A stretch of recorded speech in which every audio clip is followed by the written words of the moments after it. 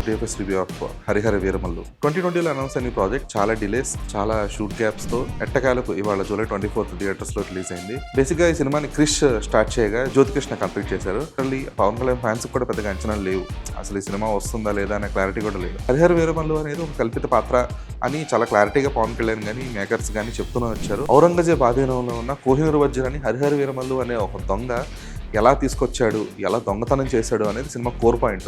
దాని చుట్టూ అల్లుకున్న డ్రామా ఈ సినిమా. సో పెర్ఫార్మెన్సెస్ విషయానికి వస్తే పవన్ కళ్యాణ్ ఈ తరహా పాత్రలో చూడడం అయితే కొంచెం కొత్తగా అనిపించింది. అంటే స్పెసిఫిక్ గా పవన్ కళ్యాణ్ స్వయంగా కంపోజ్ చేసిన 18 minutes చౌకీదాన సీక్వెన్స్ అయితే బాగుంది.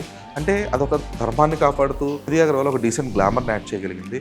And Pawan Kalyan Nidhi Agarwal combination scenes కూడా బాగున్నాయి. అయితే ఆ కాంబినేషన్ సీన్స్ ను కూడా పవన్ కళ్యాణ్ పొలిటికల్ ఇమేజ్ దృష్టిలో పెట్టుకొని డిజైన్ చేయడం జరిగింది. అలాగే ఔరంగజేబ్ గా బాబీ డియోల్ స్క్రీన్ ప్రెసెన్స్ కానీ లేదంటే ఆ స్టేచర్ కానీ చాలా బాగా సెట్ అయింది.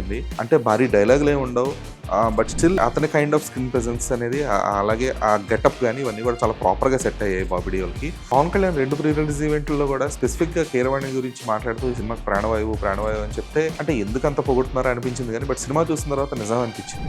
లిటరల్లీ పవన్ కళ్యాణ్ తర్వాత సినిమాని తన భుజాల మీద మోసిన టెక్నీషియన్ ఎవరైనా ఉన్నారంటే కీరవాణి. అండ్ సిజీ వర్క్ అనేది ఈ మధ్యకాలంలో వచ్చిన ఒక భారీ బడ్జెట్ సినిమాలన్నిటితో పోల్చుకుంటే పూరెస్ట్ సిజీ వర్క్ అని చెప్పాలి. క్రిష్ ఈ సినిమాకి వేసిన బేస్మెంట్ ఏదైతే ఉందో అంటే ఈ కోహినూర్ కానీ లేదంటే సనాతన ధర్మం ఒక థీమ్ కానీ ఇవన్నిట్లు కూడా ఈ బేస్మెంట్ అనేది అయితే బాగుంది ఖచ్చితంగా. అయితే దీన్ని డీల్ చేసిన విధానం అనేది మైనస్ అయింది.